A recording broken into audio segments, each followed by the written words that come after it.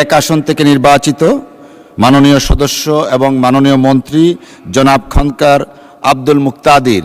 জনাব আব্দুল মুক্তাদির, আপনার সময় 15 মিনিট, 15 মিনিটস। Thank you. মাননীয় স্পিকার, ধন্যবাদ। আমি মাননীয় অর্থমন্ত্রীর পাশের বাড়ির মন্ত্রী। উনি যে বাজেট প্রণয়ন করেছেন, সেই বাজেটের কর আহরণের দপ্তর খোদ উনার মন্ত্রণালয়ের অধীন। আর যে বিনিয়োগ করবেন, প্রবৃদ্ধি আনবেন, তার একটা বড় অংশ হবে আমাদের মন্ত্রণালয়ের মাধ্যমে। সেই জন্য মাননীয় স্পিকার, নির্ধারিত সময়ের মধ্যে যদি শেষ না হয় একটু বিবেচনা করবেন। মাননীয় স্পিকার, আমাদের দায়িত্ব নেয়ার পরে দেড় মাস পরেই মাননীয় অর্থমন্ত্রীর বাজেট প্রণয়ন কাজ শুরু করতে হয়েছে। এবং আমাদের যে ইকোনমির ফান্ডামেন্টালস, যে ভেরিয়েবলগুলি সামনে নিয়ে উনি কাজ করেছেন, বস্তুত এগুলি উনি ইনহেরিট করেছেন।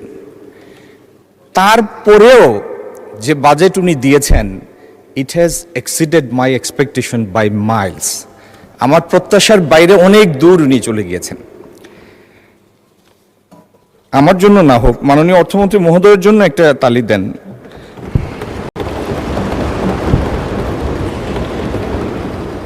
মাননীয় স্পিকার, এই বাজেটে আমি র্যান্ডম বেসিসে এর আগের 12-14 বছরের বাজেট কিছু র্যান্ডম স্টাডি করেছি। দেখতে চেয়েছিলাম যে ওগুলির সাথে মৌলিক ব্যবধান কি আছে এই বাজেটের, সেটি আপনাদের সাথে একটু শেয়ার করতে চাই। মাননীয়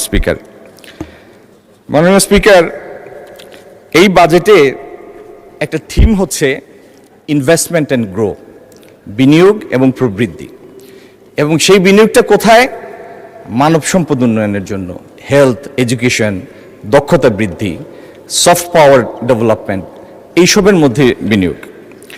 2013-14 সনের বাজেটে শিক্ষা খাতের বাজেটের অংশ ছিল 11.3%।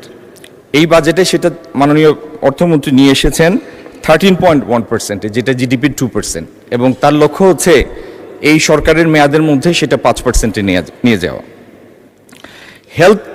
হেলথে 2013-14 সনের বাজেটে ছিল বাজেটের 4.2% অ্যালোকেশন, সেটা উনি নিয়ে এসেছেন এবার 6.71%-এ।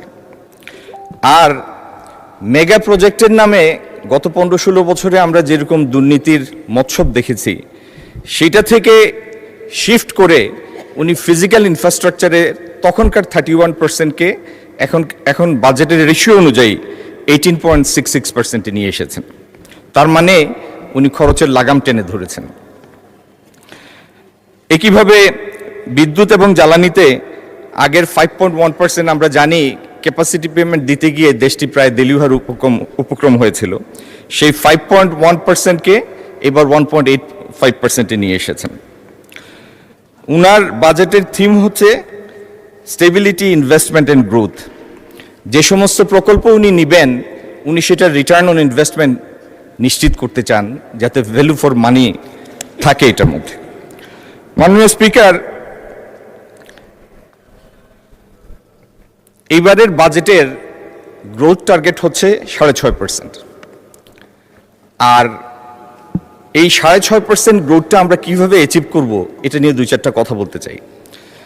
যারা এই দেশে অর্থনীতির নিয়ে কাজ করেন, সবাই একটা টার্মের সাথে খুব পরিচিত, ICOR, incremental capital output ratio. আমাদের মার্কেট যেহেতু অনেক ইমপারফেক্ট, ইনএফিশিয়েন্ট, সেজন্য আমাদের ইনক্রিমেন্টাল ক্যাপিটাল আউটপুট রেশিওটা লো, 5.5%।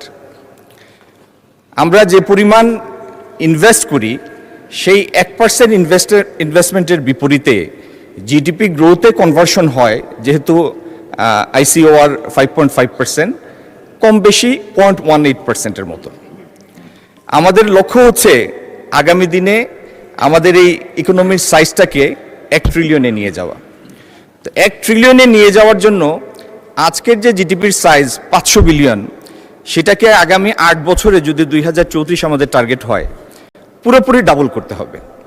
তার মানে আমি যদি কম্পাউন্ড অ্যানুয়াল গ্রোথ রেট ধরি, রিয়েল গ্রোথ 8.5-9%, তাহলে আমি 9%, তাহলে আগামী 8 বছরে 100% গ্রোথ অ্যাচিভ করা সম্ভব, মানে $1 ট্রিলিয়ন ইকোনমি হওয়া সম্ভব। তো সেটার জন্য আমাদের যে কাজটা করতে হবে মাননীয় স্পিকার, সেটি হলো আমাদের এই আইসিওআর রেশিওটা আরও নিচে নামিয়ে নিয়ে আসতে হবে।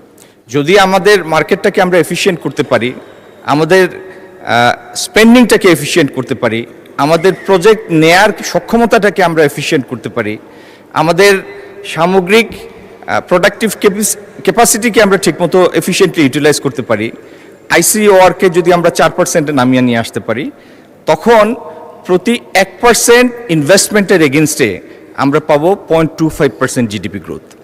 তার মানে আজকের দিনে যেটা 3.5%-এ নেমে আসছে বা 3.6-এ নেমে আসছে, সেখানে আমাদের টেক্সট টু জিডিপি রেশিও যদি আমরা আমাদের কাঙ্ক্ষিত পর্যায়ে নিয়ে যেতে পারি 9-10%-এ, তাহলে আমাদের পাবলিক এক্সপেন্ডিচার বাড়বে।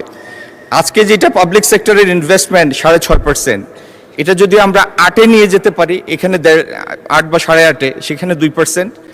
আর প্রাইভেট সেক্টর গ্রোথ যেটা এখন নেমে এসেছে 21.5%-এ, সেটাকে আমাদের টার্গেট হলো অন্তত 32-33%-এ নিয়ে যাওয়া।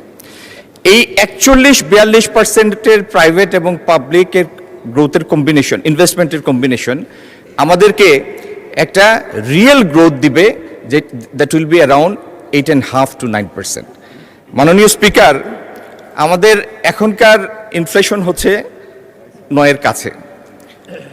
আমি একটা ধারণার জন্য বলছি, যদি আমরা রিয়েল গ্রোথ অ্যাচিভ করতে চাই 8%, আর আমাদের ইনফ্লেশন থাকে 5%, তার মানে আমার নমিনাল জিডিপি গ্রোথ হতে হবে 13% টু অ্যাচিভ রিয়েল 8% গ্রোথ।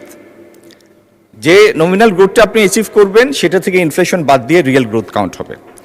তাহলে আগামী দিনে আমাদের লক্ষ্য যেমন 41-42%-এ আমাদের প্রাইভেট এবং পাবলিক ইনভেস্টমেন্ট নিয়ে যাওয়া, দ্বিতীয় লক্ষ্য হলো ইনফ্লেশনটাকে কমিয়ে নিয়ে আসা। কিভাবে কমাবো? মাননীয় স্পিকার, ইনফ্লেশন কমানোর জন্য আমাদের কতগুলি জায়গায় এফিসিয়েন্সি নিয়ে আসতে হবে। আজকে বাংলাদেশের লজিস্টিক কস্ট হচ্ছে 16%, জিডিপির 16%, যেখানে ইন্টারন্যাশনাল গ্লোবাল স্ট্যান্ডার্ড হচ্ছে 10%। আমরা চিটাগং পোর্টে আমরা যদি এফিসিয়েন্সি নিয়ে আসি, যেটার জন্য আমরা কাজ করছি, যেমন ইতিমধ্যেই একজন ডেনিশ কন্টেইনার হ্যান্ডলার, মানে কন্টেইনার টার্মিনাল হ্যান্ডেল করছে একটা ডেনিশ কোম্পানি, আগামী দিনে আরও কতগুলি টার্মিনালে মোর এফিসিয়েন্সি আনার জন্য সরকার ইতিমধ্যে উদ্যোগ গ্রহণ করেছে নৌ পরিবহন মন্ত্রণালয়। একইভাবে আমরা যদি ক্লিয়ারিং কস্ট কমিয়ে নিয়ে আসি এবং পোর্টের এফিসিয়েন্সি বাড়াই, তার মানে বাইরে থেকে যে জাহাজটা এখানে আসবে, সে যখন বাড়তি 3-4 দিন এখানে ডক করে রাখবে না, তখন তার ফ্রেট কমে যাবে। ফ্রেট কমা মানে পার কন্টেইনারের কস্ট কমে আসবে, কস্ট এফিসিয়েন্সি আসবে। একইভাবে যে সমস্ত মার্কেট অ্যাসিমেট্রিজ আছে, আজকে বগুড়ায় বা ঠাকুরগাঁও যে কৃষিপণ্য উৎপাদিত হয়, মনে করেন ওই জায়গাতে কৃষকের পণ্যের বিক্রয় মূল্য পায় 20 টাকা, এক্সাম্পল মাননীয় স্পিকার।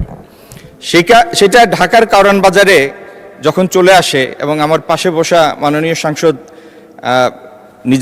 নিজান সাহেব যখন এটা কিনেন, তখন সেটা হয়তো কিনেন 72 টাকায়। এখন পরিবহন খরচ বাদেও, মত্যসত্যভোগীর লাভ বাদেও, খুচরা বিক্রেতার লাভ পড়েও আনসিন কিছু কস্টের এক্সপেন্সের কারণে এটার কস্টটা শুট আপ করে।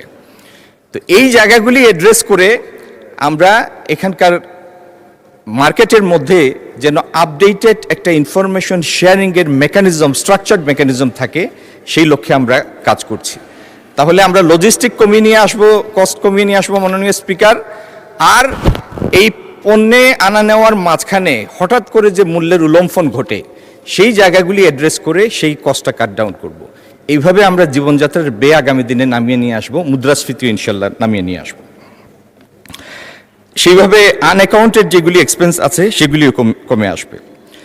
আমাদের সরকার ইতিমধ্যে পদক্ষেপ নিয়েছে 10,000 মেগাওয়াট সোলার পাওয়ার জেনারেশনের। আমরা যদি আমাদের প্রোডাকশন ফেসিলিটিগুলিতে বেশি বেশি সোলার পাওয়ার ইউজ করি তাহলে প্রোডাকশন কস্ট কমে আসবে। একইভাবে আমরা আমাদের ট্রান্সপোর্টের মধ্যে যত বেশি ভেহিকেল নিয়ে আসব, যত বেশি প্লাগ ইন হাইব্রিড ভেহিকেল নিয়ে আসব, যেটার উদ্যোগ সরকার ইতিমধ্যে গ্রহণ করেছে, তত বেশি আমাদের ট্রান্সপোর্ট কস্ট কমে আসবে। So production cost, transport cost, আমাদের লজিস্টিক কস্ট, এই প্রত্যেকটা কস্ট কাটডাউনের মাধ্যমে আগামী দিন জীবনযাত্রার ব্যয় এবং ইনফ্লেশনের উপর আমরা ইনশাল্লাহ নিয়ন্ত্রণ নিয়ে আসব। এবং এই ইনফ্লেশন যেহেতু আমাদের একটা রাইজিং ইকোনমি, আমরা বেশি বেশি ইনভেস্ট করব, এখানে ওয়েজ গ্রোথ হবে, বেশি বেশি শ্রমিকের চাহিদা থাকবে, সুতরাং মার্কেটের একটা হিট সবসময় থাকবে। কিন্তু আমরা যদি 4% মুদ্রাস্ফীতি নামিয়ে নিয়ে আসতে পারি আর নমিনাল জিডিপি 12% নিয়ে যেতে পারি ডাবল ডিজিটের ঘরে, তাহলে আমাদের রিয়েল জিডিপি গ্রোথ হবে 8%। এবং কম্পাউন্ড অ্যানুয়াল গ্রোথ রেট যদি 8% হয়, তাহলে 2034 নাগাদ আমার মাননীয় অর্থমন্ত্রীর যে লক্ষ্য 1 ট্রিলিয়নের ইকোনমিতে পৌঁছে যাওয়া মোটেও অসম্ভব কিছু না। মাননীয় স্পিকার, এলডিসি গ্র্যাজুয়েশন আমরা 3 বছর পিছানোর জন্য আবেদন করেছি। আল্লাহ চাইলে সেটা হয়েও যাবে। যদি হয় তাহলে 2029 নভেম্বর মাসে আমাদের গ্র্যাজুয়েশন হবে, যদি 3 বছর পিছায়। তার প্রস্তুতির অংশ হিসাবে এবং এমনিতেও আমাদের আসল লক্ষ্য হচ্ছে এই দেশে ইনভেস্টমেন্ট ক্লাইমেট প্রতিষ্ঠা করা, একটা কন্ডিউসিভ ইনভেস্টমেন্ট এনভায়রনমেন্ট। সেটার জন্য প্রথম যে জিনিসটা দরকার মাননীয় স্পিকার, সেটা হচ্ছে এনার্জি অ্যারেঞ্জমেন্ট। আমার বাম পাশে মাননীয় জ্বালানি মন্ত্রী মহোদয় আছেন। বাংলাদেশে এই মুহূর্তে গ্যাসের চাহিদার 17-9-26 পরেও প্রায় 1000 থেকে 1400 MMCFD আমরা পুরো করতে পারছি না, যেটার ফলাফল হচ্ছে অলরেডি ইনস্টলড প্রোডাক্টিভ ক্যাপাসিটির পুরো এফিশিয়েন্ট ইউটিলাইজেশন আমরা করতে পারছি না। আমার জানা মতে অনেকগুলি প্রকল্প যেগুলির মূল্য অন্তত 50-60 হাজার কোটি টাকার কম না, 50-60 হাজার কোটি টাকা, সেগুলি গ্যাসের অভাবে চালাতে পারছে না, সেই মেশিন ঘুরছে না। তো আগামী দিন আমাদের জ্বালানি মন্ত্রী মহোদয় উদ্যোগ নিয়েছেন, আমি যতটুকু জানি, দ্রুত একটি এফএসআরও সংযোজনের মাধ্যমে আরও অন্তত 550-600 MMCFD জ্বালানি যোগ করা, গ্যাস যোগ করা। যদি সেটি করা হয় তাহলে স্বল্প মেয়াদে আমাদের এই সংকটের কিছু সুরাহা হবে। আর যত দ্রুত আমরা সোলার পাওয়ার জেনারেশনে যাব, তত সেই দিক থেকেও আমরা কিছু যোগ করতে পারবো। মাননীয় স্পিকার, মাননীয় প্রধানমন্ত্রীর প্রাথমিক অনুমোদন ক্রমে আমি একটা ফিজিবিলিটি স্টাডি করেছি যে আমাদের সার কারখানা যেগুলি বছরের বেশিরভাগ সময় গ্যাসের অভাবে বন্ধ থাকে, সেগুলির জন্য ডেডিকেটেড এলএনজির একটা নেটওয়ার্ক করতে। যদি আমার ফিজিবিলিটি স্টাডিটা পজিটিভ আসে তাহলে আমরা সেই জন্য ব্যবস্থা গ্রহণ করব। সেটিও একটি এই জ্বালানির সংকটের উপশমের জন্য একটি সহায়ক ব্যবস্থা হবে। মাননীয় স্পিকার, বাংলাদেশে যারা বিনিয়োগ করতে আসে, বিনিয়োগে আসার সাথে সাথে এরা দম হারিয়ে ফেলে। এটির কারণ হচ্ছে ইজ অফ ডুইং বিজনেসে যখন এই সূচকটি চালু ছিল, আমরা অনেক নিচের দিকে ছিলাম। এখানে একটা কোম্পানি চালু করে তার ব্যবসা পর্যন্ত যেতে তার যতগুলি লাইসেন্স, ক্লিয়ারেন্স, পারমিট লাগে, এগুলি পেতে পেতে প্রায় 355 দিন লাগে এভারেজ। আমাদের মাননীয় প্রধানমন্ত্রীর প্রত্যক্ষ তত্ত্বাবধানে আমরা এটির উপরে বেশ কিছু কাজ করেছি এবং আগামী দিন একটি নতুন কোম্পানির মেশিনপত্র আমদানির এলসি খোলার পর্যায়ে যেতে ইনশাল্লাহ মাত্র 14 দিন লাগবে, 14 ডেজ। অবশ্যই সমস্ত লাইসেন্স 14 দিনে হবে না, কারণ অনেকগুলিতে ফিজিক্যাল ইন্সপেকশন, ভেরিফিকেশনের ব্যাপার আছে, যেমন ফায়ার লাইসেন্স। সেইগুলির জন্য যে সমস্ত ইন্সপেকশন হবে সেটাও একটি এজেন্সি কোঅর্ডিনেট করবে এবং তার মাধ্যমে যতগুলি এজেন্সির ফিজিক্যাল ইন্সপেকশনের দরকার সমন্বিতভাবে সেই কাজগুলি করবে। এই মেসেজগুলি দেশ এবং দেশের বাইরের বিনিয়োগকারীদের কাছে পৌঁছা অত্যন্ত গুরুত্বপূর্ণ মাননীয় স্পিকার। একইভাবে যতগুলি ক্ষেত্রে ওভারল্যাপিং আছে, এই সমস্ত ওভারল্যাপিং আমরা রিমুভ করার ব্যবস্থা করছি। আরজেএসসি এবং শেয়ার ট্রান্সফার ডিজিটাইজ করার ব্যবস্থা হচ্ছে, লিকুইডেশন প্রসেসটা ইজিয়ার করার ব্যবস্থা হচ্ছে। মাননীয় স্পিকার, একটা উদাহরণ আপনাকে আমি দিব। আইআরসি, ইআরসি ট্রেড লাইসেন্সগুলি এক পোর্টাল থেকে ইস্যু হবে। আমাদের দেশে জি মাননীয় মন্ত্রী, আপনার বক্তব্য শেষ করেন, আর 4 মিনিট বাড়িয়ে দেওয়া হলো, 4 মিনিটের মধ্যে শেষ করেন দয়া করে। মাননীয় স্পিকার ধন্যবাদ। আমাদের দেশে ট্রেড লাইসেন্স, ব্যবসার প্রথম ধাপ হচ্ছে ট্রেড লাইসেন্স। এই ট্রেড লাইসেন্স ইস্যু হয় কয়েক হাজার এন্টিটি থেকে। যতগুলি ইউনিয়ন পরিষদ তারাও ট্রেড লাইসেন্স ইস্যু করে, পৌরসভা করে, সিটি কর্পোরেশন করে। আগামী দিনে এই ট্রেড লাইসেন্সগুলির জন্য বাংলাদেশের কোনো অঞ্চলের কারো কোনো অফিসে যাওয়া লাগবে না। তারা একটা অনলাইন পোর্টালে ঢুকবে। আমার সদস্যরা কৃপণতায় ভুগছে মাননীয় স্পিকার। তারা একটি, এদিকেও পাচ্ছেন কিন্তু বাম পাশেও পাচ্ছেন, কৃপণতা নেই। তারা একটা পোর্টালে ঢুকবে, ফি জমা দিবে, কোনো কাগজপত্র দরকার হলে সেটা জমা দিবে, এবং ডাউনলোড হবে তার ট্রেড লাইসেন্স, সে প্রিন্ট করে নিয়ে বের হয়ে যাবে। যে জুরিসডিকশনের তার ব্যবসা, সেই জুরিসডিকশনে টাকাটা পৌঁছে যাবে, সেটা ইউনিয়ন হোক, পৌরসভা হোক, সিটি কর্পোরেশন হোক। মাননীয় স্পিকার, আগামী দিনে এই দেশের বিনিয়োগ পরিস্থিতি, আমাদের অর্থনীতিকে চাঙ্গা করার জন্য আমরা কয়েকটা সেক্টরকে চিহ্নিত করেছি, যেগুলি রিভাইভাল নিয়ে আমরা কাজ করছি। তার মধ্যে একটা হচ্ছে লেদার সেক্টর। চামড়া, আমাদের এখানে গত বেশ কয়েক বছর যাবৎ চামড়া রপ্তানির পরিমাণ আটকে আছে 1 বিলিয়নের মধ্যে। আমরা এইখানে শুধু কুরবানির সময় প্রায় 1 কোটি পশু জবাই হয়। আমরা আগামী দিন পশু জবাই থেকে শুরু করে পরবর্তী ধাপে প্রত্যেকটা পর্যায়ে একটি সমন্বিত উদ্যোগ নিয়েছি। আমি 1 মিনিটে উদ্যোগটা আপনাকে জানাই মাননীয় স্পিকার। হাজারীবাগ থেকে যখন ট্যানারিগুলি স্থানান্তরিত হয় সাভারে, এই ব্যবস্থাপনাটা ছিল খুবই দুর্বল, যেই কারণে বেশিরভাগ ট্যানারি স্থানান্তরিত হওয়ার পরে সেখানে আর ব্যবসা শুরু করতে পারে নাই। আর যেগুলি চালু করেছে 3-4টা বাদে কোনোটা কমপ্লায়েন্ট না, যেই কারণে এখান থেকে ভালো কোনো ক্রেতা চামড়া কিনে নিয়ে যায় না। তো আমরা আগামী দিন যেটা উদ্যোগ নিয়েছি, সাভারের সিটিপি, এটি তো যেটা আছে সেটাকে আমরা কারেকশন করব, আরেকটি প্রয়োজনে করব, যাতে প্রত্যেকটা ট্যানারির এই নেটওয়ার্কের অন্তর্ভুক্ত হয়, এবং প্রত্যেকটা ট্যানারিকে কারিগরি সহায়তা, আর্থিক সহায়তা দিয়ে আমরা প্রত্যেকটিকে LGW গোল্ড সনদ নিতে বাধ্য করব, অনুপ্রাণিতও করব, বাধ্যও করব, যাতে বাংলাদেশ থেকে যে চামড়া রপ্তানি হবে সেটা হাইয়েস্ট ভ্যালু অ্যাটেইন করতে পারে। এটা আমরা ইনশাল্লাহ এনশিওর করব। মাননীয় স্পিকার, এই চামড়ার পর্যাপ্ত সদ্ব্যবহার যদি আমরা করতে পারি, আর চামড়াজাত পণ্য ঠিকমতো রপ্তানি করতে পারি, এই সেক্টরটি 10-12 বিলিয়নের একটা এক্সপোর্ট সেক্টরে রূপান্তরিত না হওয়ার কোনো কারণ নাই।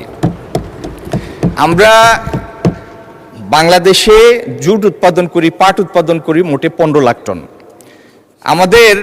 আমরা উদ্যোগ নিয়েছি এটির প্রোডাক্টিভিটি বৃদ্ধি করার জন্য। চাইনিজ সরকারের কাছে আমরা একটা প্রস্তাব করেছি, যৌথ উদ্যোগে আমরা এখানে একটা রিসার্চ ল্যাব করব, যাতে পাটের উৎপাদন বৃদ্ধি পায়। আমরা পাট পণ্যের বহুমুখীকরণের জন্য তাদের সাথে কাজ করব, এবং নতুন বাজার তৈরির জন্য কাজ করব। মাননীয় স্পিকার, পাটের একটা লো ভ্যালু এডিশন হলো প্যাকেজিং, হায়ার ভ্যালু এডিশন হলো পাটজাত পণ্যের ব্লেন্ডেড ফেব্রিক, কটন বা অন্য ফাইবারের সাথে। আমরা পাট পণ্য থেকেও যেন একটা মাল্টিবিলিয়ন সেক্টরের রিটার্ন পাই, সেই লক্ষ্যে আমরা কাজ করছি। মাননীয় স্পিকার, আমার কাছে সময় আর বেশি নাই। আপনার বর্ধিত 4 মিনিটের জন্য আপনাকে অসংখ্য ধন্যবাদ। শেষ বেলায় এই কথাই শুধু বলি, আমাদের ইকোনমি মাননীয় অর্থমন্ত্রীর হাতে is in a safe hand. ইনশাল্লাহ তার নেতৃত্বে আমরা আমাদের কাঙ্ক্ষিত লক্ষ্য অর্জন করব। ধন্যবাদ মাননীয় স্পিকার।